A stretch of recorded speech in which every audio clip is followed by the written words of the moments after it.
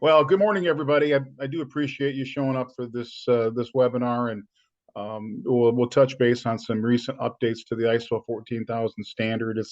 It's not super significant, but again, I hope this overview does help explain to you how you may implement or change or what you may even need to do. I mean, I think a lot of you folks are probably in pretty good shape here.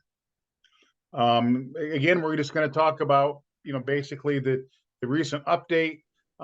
Again, I think most of you folks online are probably in pretty good shape relative to being able to demonstrate conformity. But again, we'll talk about what the specifics are and how to meet the requirements, and then a little bit of an overview. I think on the ISO climate change resources and initiatives.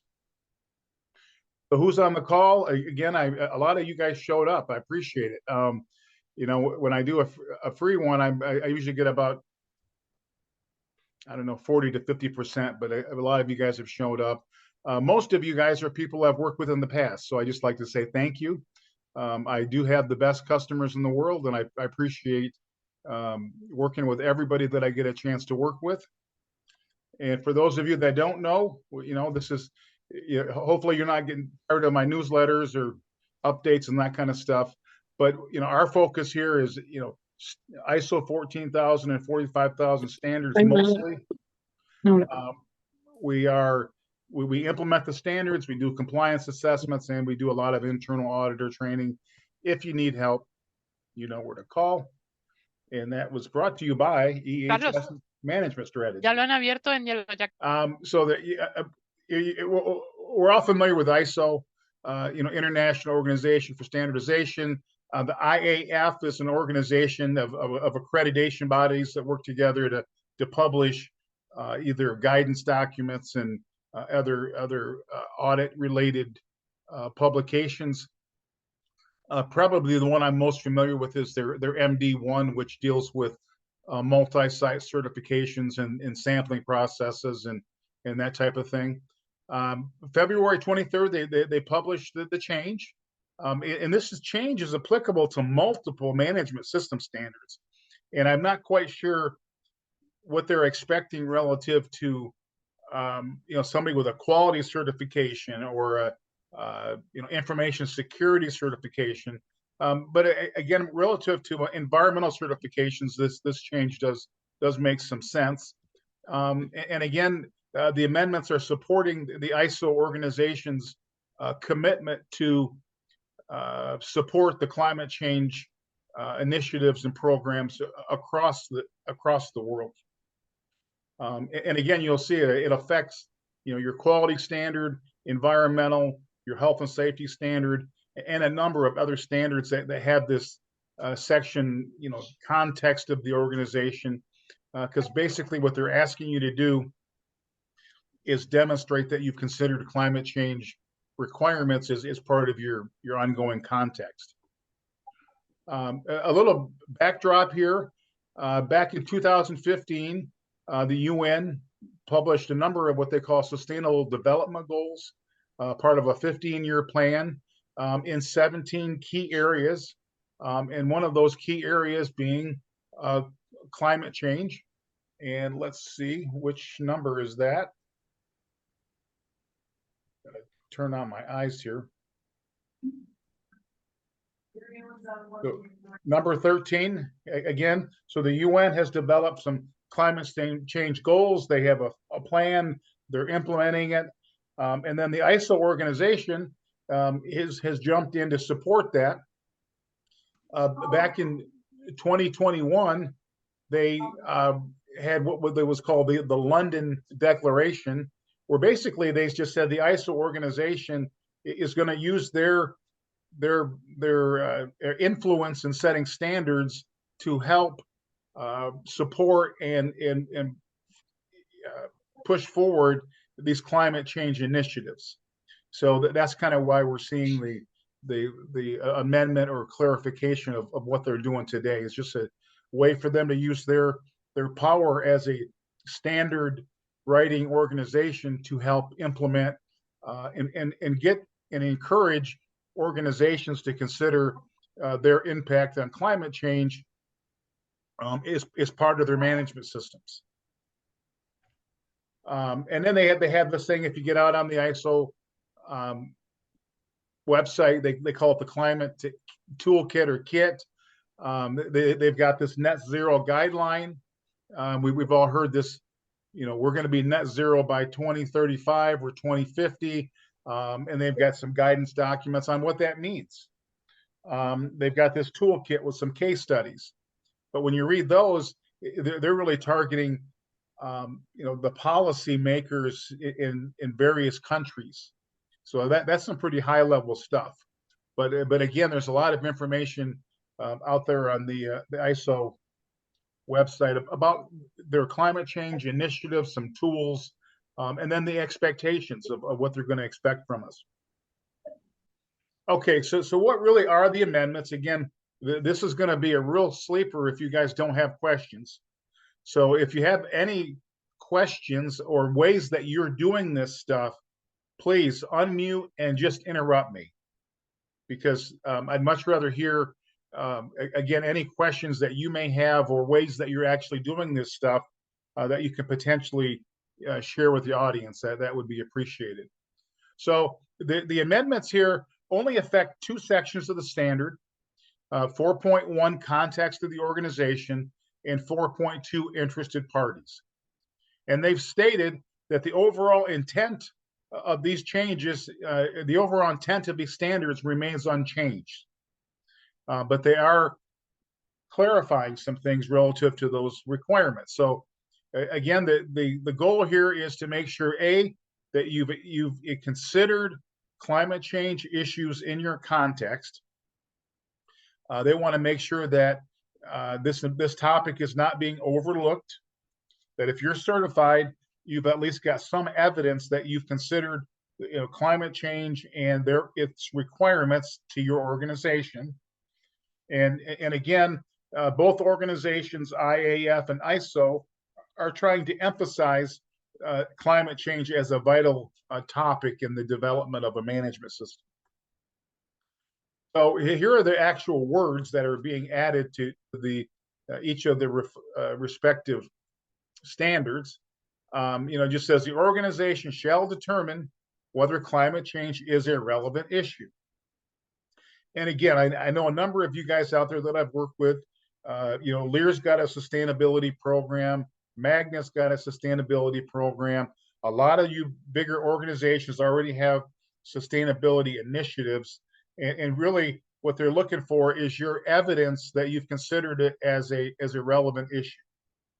And then under the interested parties requirement, what requirements have interested parties given you? And most of you, that'll be your customer. So there are a number of things that your customers may be asking you to do relative to meeting their climate change commitments. And again, what you'll need to provide to your ISO auditor is evidence that you've identified what those requirements are and you've implemented processes to meet those requirements. So again, very general stuff here. And again, I would say for half of you, demonstrating conformance today probably wouldn't be a problem. As long as you can say, yes, we've considered climate change as a relevant issue. We've determined our impact, whether it's in our energy management process. Maybe we've considered that as a significant aspect. Maybe we have to report sustainability data, energy, water, waste data to our corporate office. Those would be different ways that you would demonstrate conformance to this requirement.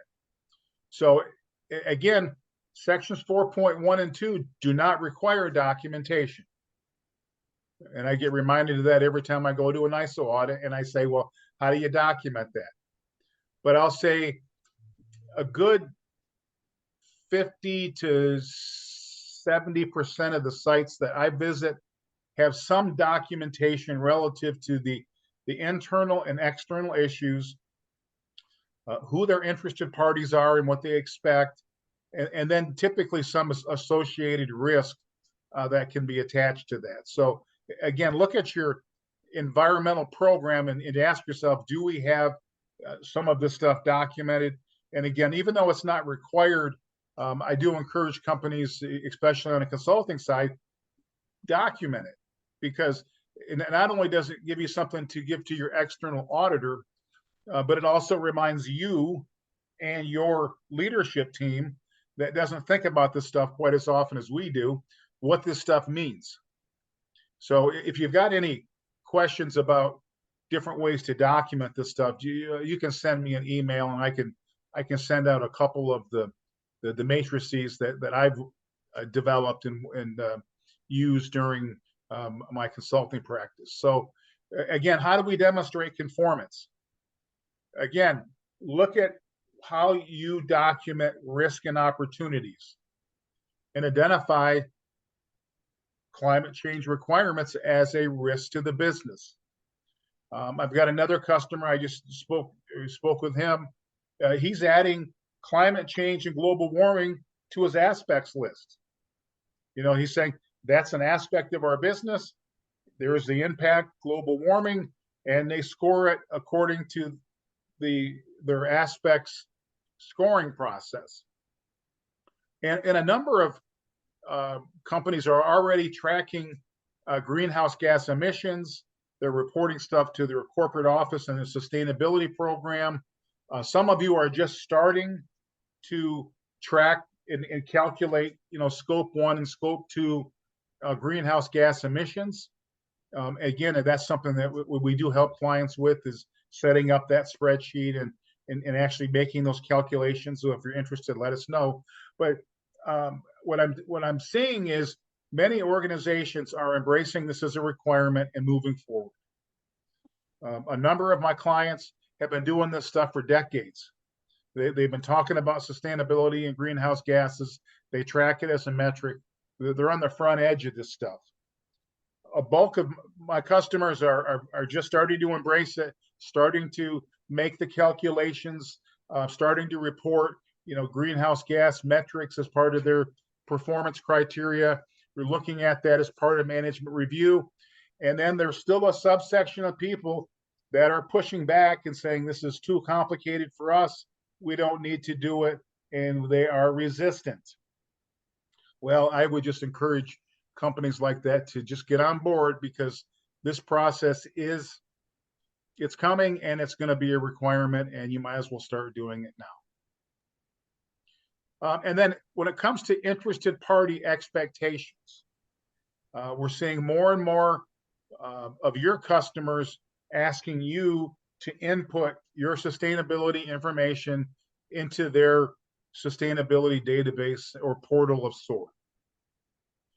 That's starting to become quite a bit of work for you guys. And again, just some indication that you're doing that. You understand their expectation, you're conforming to it. Maybe you've documented it in your system, which I would recommend. But that's a good way to show conformity. If you have a corporate sustainability program in your reporting information, you clearly are demonstrating that you've considered climate change and you are meeting your corporate expectation. And then there are some countries and other industries that are required to do greenhouse gas reporting as a regulatory requirement. So again, if you've got evidence and documentation that you're doing that and you've considered it, you will be in conformance. Any questions about how this might be affecting your program, how you might be doing it already? Maybe you've got a best practice in what you're doing. Hi, James. Hey, Aaliyah. Just a quick question. So this is something, so I'm assuming like climate, based on where your business is located, right? Your objectives or things like that are going to be different. They definitely can be.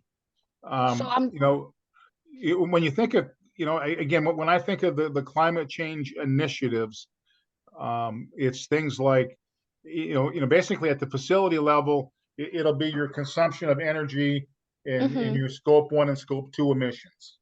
Other ways that you can look at things is the transportation of components to your facility, and That's what I was. how do you guys manage or even just consider those at this point? You just need to show that it's considered.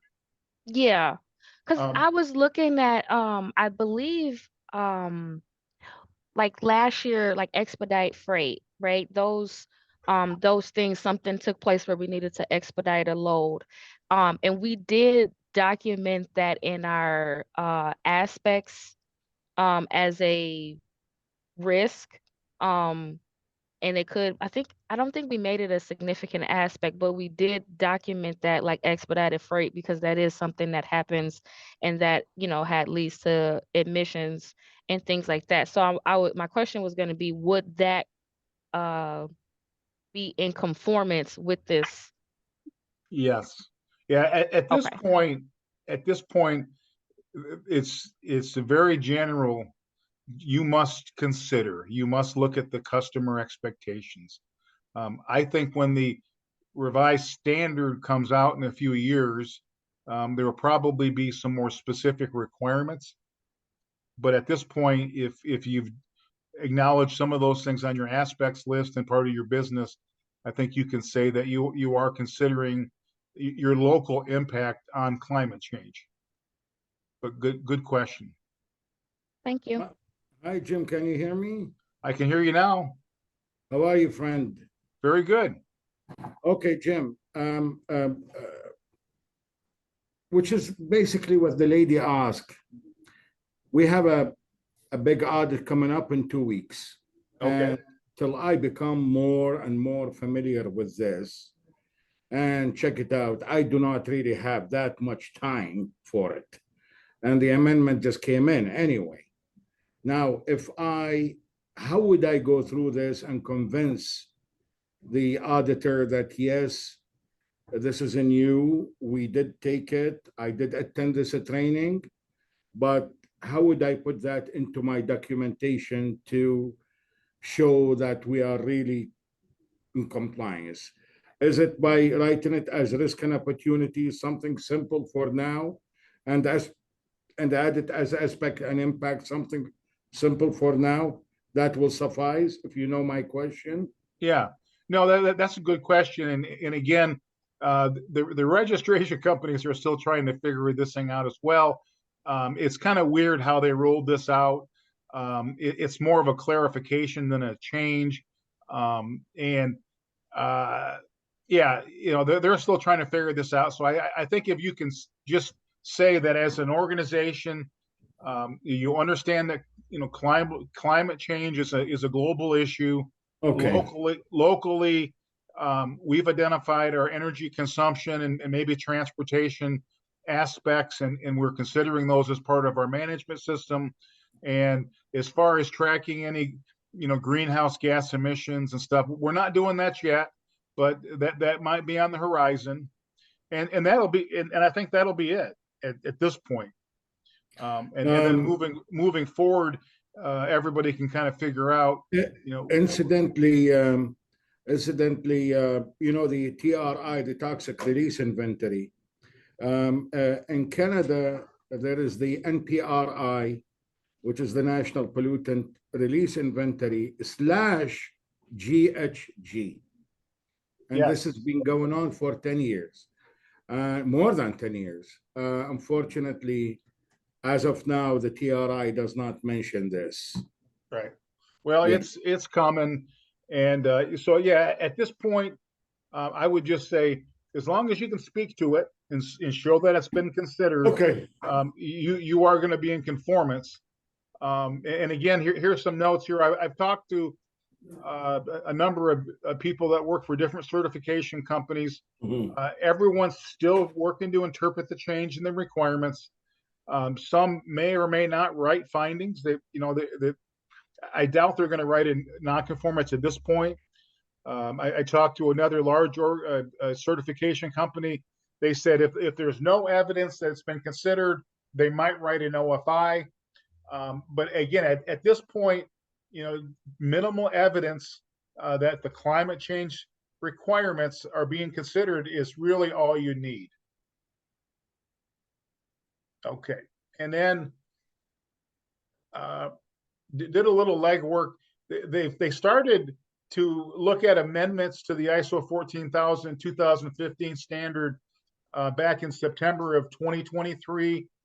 This subcommittee is meeting regularly to look at amendments and going through the amendment process. They do expect the amendment process to be done toward the end of 2025. So I would say expect there to be an updated standard somewhere in the 20. I'm looking at history here. In 2026, not 2016, but somewhere around 2016, the standard should be amended, and they'll probably have a very similar, 3-year upgrade process as they did before. I would expect that there will be some verbiage about climate change in there. I'm expecting there to be more requirements about supply chain and managing your supply chain and their carbon footprint. But I don't have any specifics to share with you today. But again, a formal rewrite and amendment is in the process. Again, I got on the website and I stumbled across this graphic, and I kind of liked it because there's what we call the ISO 14000 family of standards. There's multiple environmental, either they're a standard or a guidance document out there. And this graphic kind of shows the ISO 14000 standard in each of the elements and some of these relevant guidance documents out there. Again, I just threw that in here because I found it interesting. Maybe you will too. And at the conclusion of the webinar here, I will go ahead and share these slides with you folks. So you'll have the fine print here. There's also another series of standards that they're working on. There's this ISO 14002, which is published. It's called the Guidelines to use ISO 14000 to address environmental aspects and conditions within the environment. Again, it's out there. It's just a guidance document. It's nothing that you're audited to, but they're going to put together these, I say, aspect-specific guidance documents. So right now they're working on a specific guidance document, ISO 14002 for water, ISO 14003 for climate, and ISO 14004 for waste and resource management. Again, these are guidance documents that they're working on, and the ISO 14002-3 relative to climate change is under development. It'll have some specific information relative to accounting for direct and indirect greenhouse gas emissions, targeting, again, emission reductions, and identifying and managing climate as an aspect of your business. Jim, question about that. This is Shauna from Dicastal. So will all of those fall under ISO 14001, and will it all be like the same audit? It'll just be broken into different sections, or are they their own standards? Yeah, it's a good question. These are what I would call guidance documents. They're not things that you would be audited to. I would say as you develop your greenhouse gas program, you may consider, and the ISO people would love you to purchase these things because they make a boatload on selling you a PDF. But these are ISO specific guidance documents. So there's already ISO 14004. That's the guidance document on how to implement. 14002, general aspect stuff. And there's a whole family of, like I showed in the previous slide, ISO 14000 and something guidance documents. And again, these are just guidance documents. They're not things that you're going to be audited to. They're not audit requirements. But again, if you're part of a company that's just getting into this greenhouse gas initiative, you're starting to track scope 1, scope 2 emissions. You're looking to how to target reduction and how to demonstrate it. I think this guidance document, when it comes out, might be a good tool. But again, these are all just different types of tools. Okay, thank you. No, good question. And again, I've seen this before, but apparently they update this every year. They have these ISO 14,000 interpretations. They just updated it in March. And again, I just wanted to make you guys aware, it's kind of a good read, especially if you're trying to understand, ISO, how it applies. A lot of these questions came from either certification companies or customers trying to get an official interpretation. If you'd like this full PDF, just send me an email, and I will forward you the PDF. It's on the website as well, but if you want me to send you the PDF, I can email that to you. So, but yeah, it's a good read if you're responsible for an ISO program or setting one up, or even responsible for your organization. There's a lot of interesting interpretations of what the definitions mean, what the standards expects, and frankly, if you're talking to an external auditor, it can provide good back evidence of what your interpretation is, and why they should consider how you're viewing any given topic. So send me an email if you would like a copy. And that is it. Again, there aren't humongous changes. Like I said, probably half of you on the call are probably in conformance today. The number one thing with any audit is the auditor asks you a question and you answer it. So in this scenario, auditor says, how have you considered climate change in your environmental system and its requirements? You can point to any number of things. Our energy policy, if you have an objective set for energy reduction, if you're looking at transportation impacts, if you're tracking greenhouse gas emissions, if you're reporting to your global sustainability program, if your customer is asking you to upload your energy data into their sustainability program, those would all be evidence of conformance today. There's probably ways that you can continue to document these things, like when you do management review, you might put an agenda item, impacts of climate change, and you can just discuss your site-specific risk. But that's about it for today.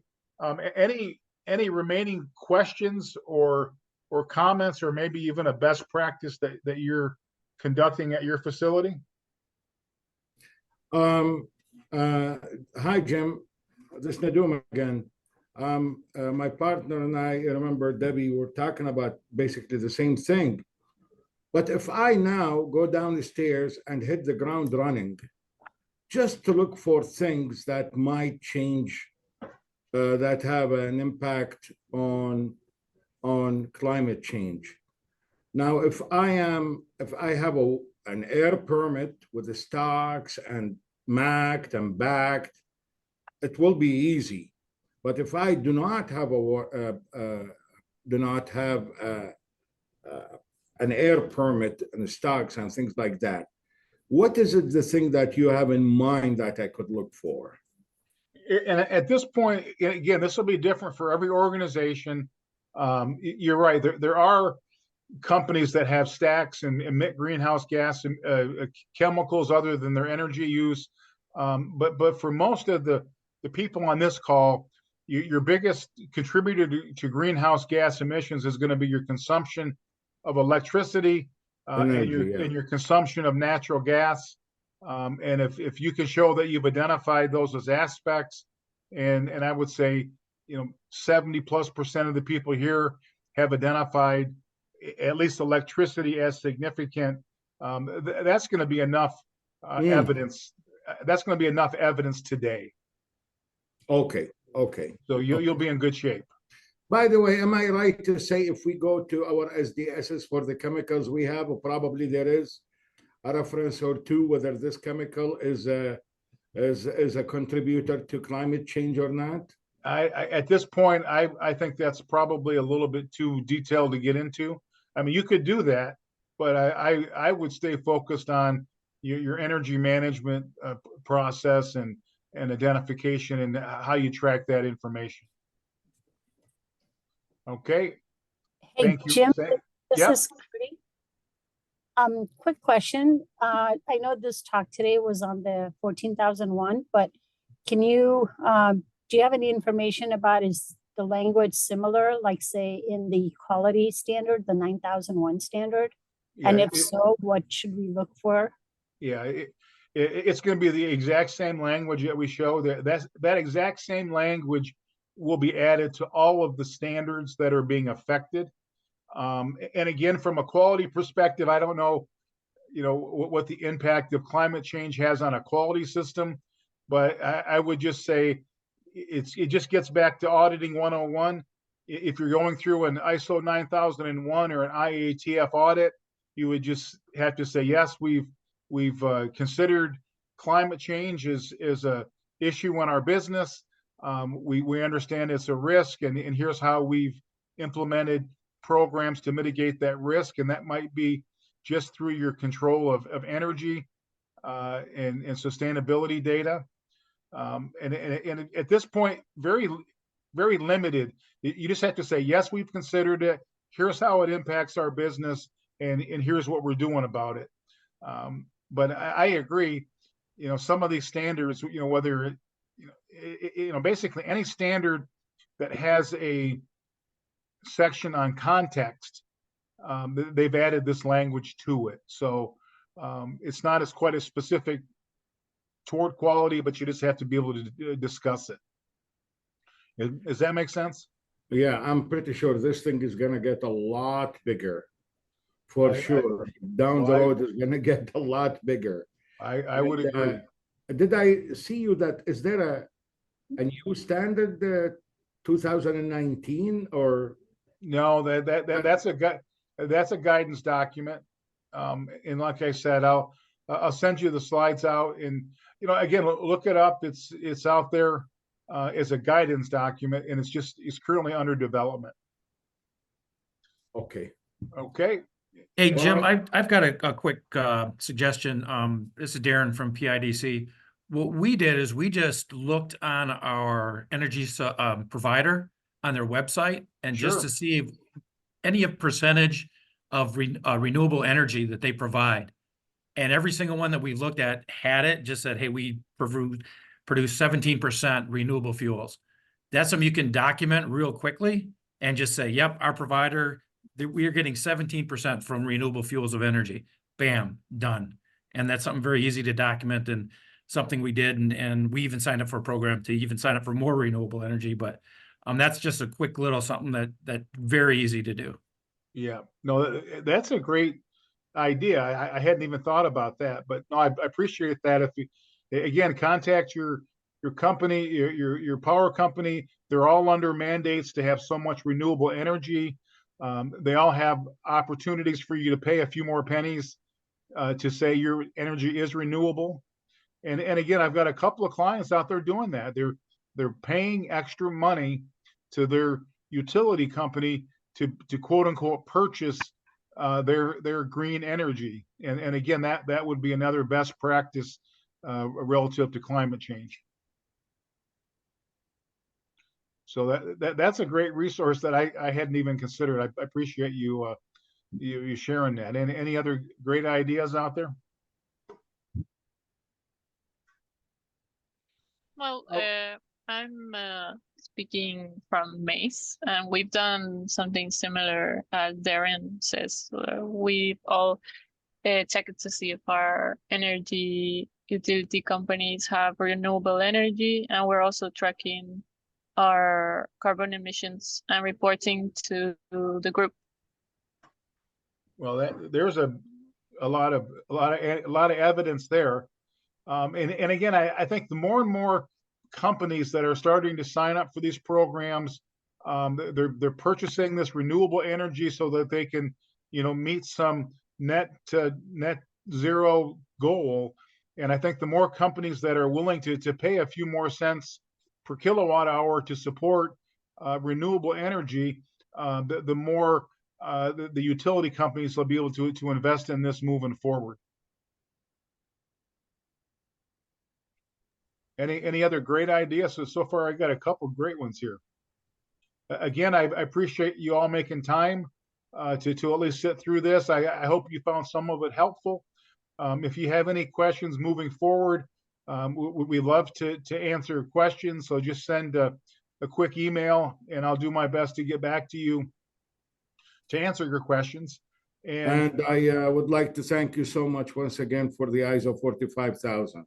You are very welcome. Spectacular. That was really spectacular. It made a hell of a difference. Made all the difference.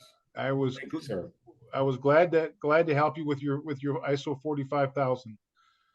Yeah. Okay, guys. I Thank think you. that's it. Again, thanks for everything. If you Have a need nice anything, weekend.